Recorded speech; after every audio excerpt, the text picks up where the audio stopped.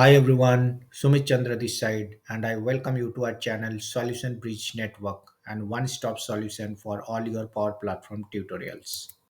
In this video, we will discuss about Power BI updates for the month of October 2024. This is the official blog post released by Microsoft. Let us discuss the content first.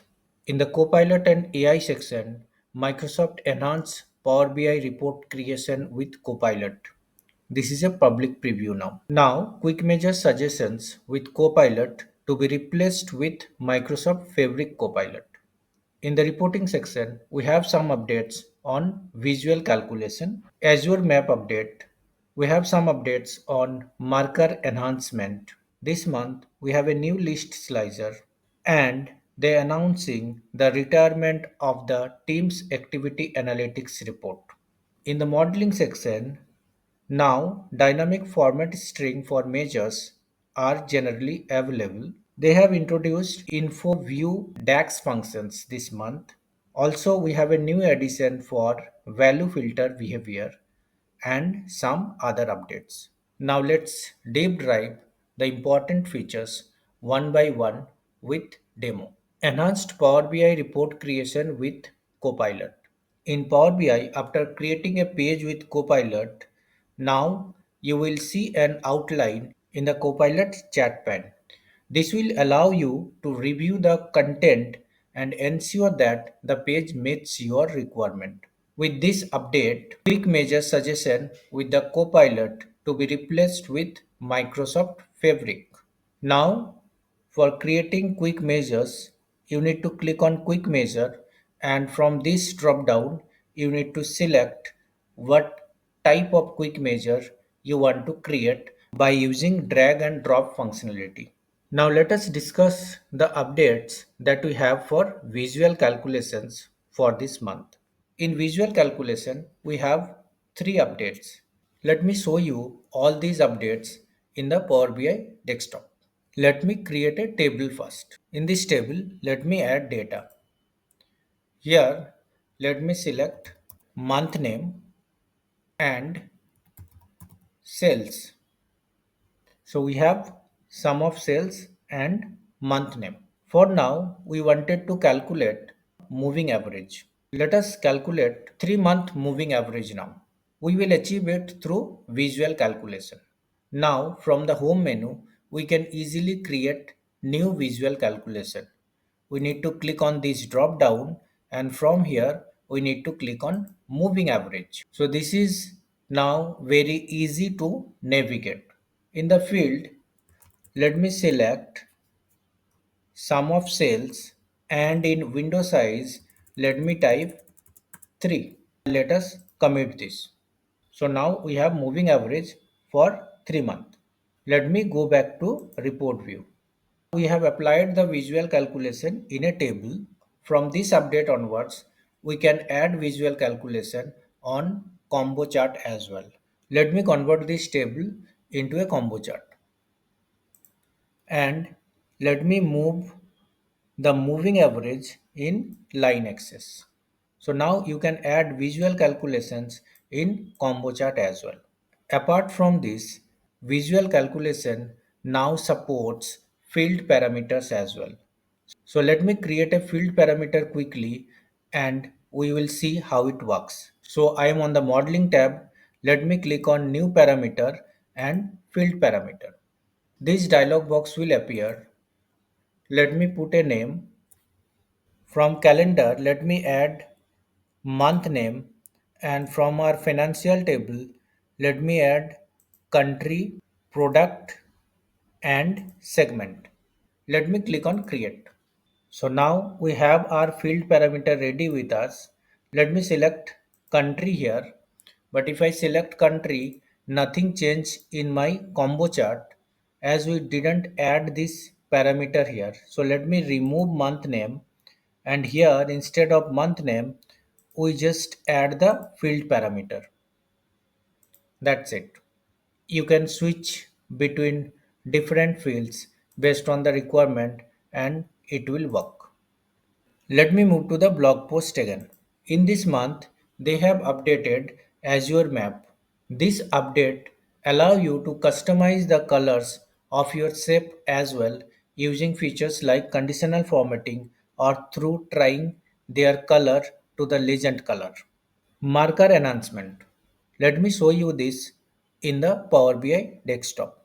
First, let me create a line chart. Let me adjust it, and here let me add the data point. From calendar, I'll select month name, and in y axis let me select profit. So in this graph we have profit by month. Let me format it bit. So from here let me select lines, and here let me reduce the width to 2 px, and here I'll select smooth. Now let me move to the markers. In markers, we can select all the categories, or we can select a specific data point as well. So now I applied with all. From here, we can select any marker type. So I'll select this type. Let me increase the width to 10, and here we have a new option for rotation. So if we put it 90, so we can format our marker like this.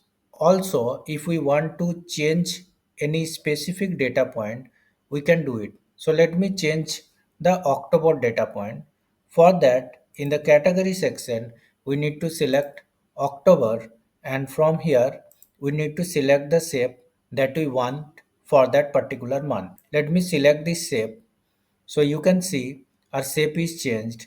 If we are interested on some other shape, you can change it from here, and you can apply different color code based on your need. From here, you can add or remove borders.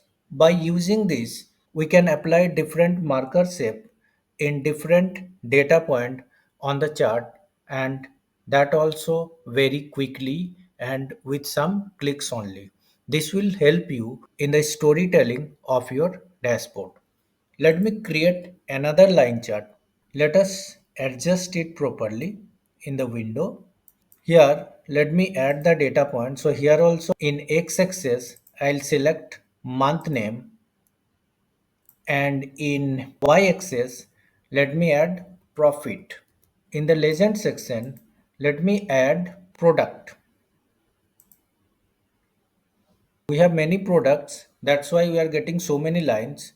For clarity, let me choose two product only, and remaining will remove from here. So let me select any two product. So for that two product, we have two different lines. Now let me format it. So we select the chart. Let me come to lines, and here again we'll reduce the width and select smooth from here. Now let us move to the marker section, and here we can select a specific series, and in that particular series we can apply some marker type. So we have added this marker, and again we need to change the series. Here also let me on this option, so for this series, and here let me apply some other marker. So for different series we can apply different marker, and even here if we want we can format some specific data point as well as we applied on our previous graph. Let me move to the blog post again. This month they have introduced new list slicer. Let me show you the new slicer in the Power BI desktop. For that, we need to enable this option from the preview features. Then we need to restart our Power BI desktop. Then we'll get this new list slicer. Let me switch to the Power BI desktop. Here, I already added a new list slicer. So this is the list slicer that we have added. Here you will get lots of formatting options that are not available on our existing slicer. Once you add it, you will get lots of formatting options. You need to explore the formatting options and apply the formatting which you want. Let me move to the documentation again. So now they are not recommended it to use it on the production version of our dashboard. In near future, they will add some more features here. From this month onwards, they announcing the retirement of Teams Activity Analytics report. From starting 1st January 2025, you will not able to create this report, and if you have this report already, you will be not able to update the data. In the modeling section, now dynamic format string for measures are generally available. This month, Microsoft has introduced InfoView DAX functions. These functions are very useful for creating data dictionary for your report. Let me show you this in Power BI desktop. I'm in the Power BI desktop. If I wanted to see that what are the measures we have in this particular report, and we wanted to create a data dictionary, and we would like to show it to our users, it is very easy now. Let me move to the table view and create a new table. Let me put the table name metadata. Here I'll select info.view.measures and let me press enter. You can see our table will be ready with all the details of the measures that we have. So from here you can see the formatting, we have the name of the measures, we have the table details, and we have the syntax or expression. If we want, we can show this in a table as well. Let me add a table here, and in this table let me come to the metadata section. From here let me select name and expression. So we have the measure name and the expression, and if you want you can add other fields as well.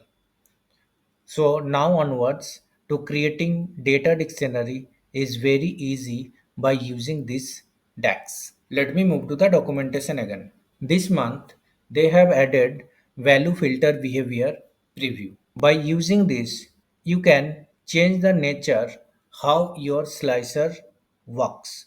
You will be able to change the value filter behavior from your semantic model, and here you will get the choice to change it from independent to coalesced.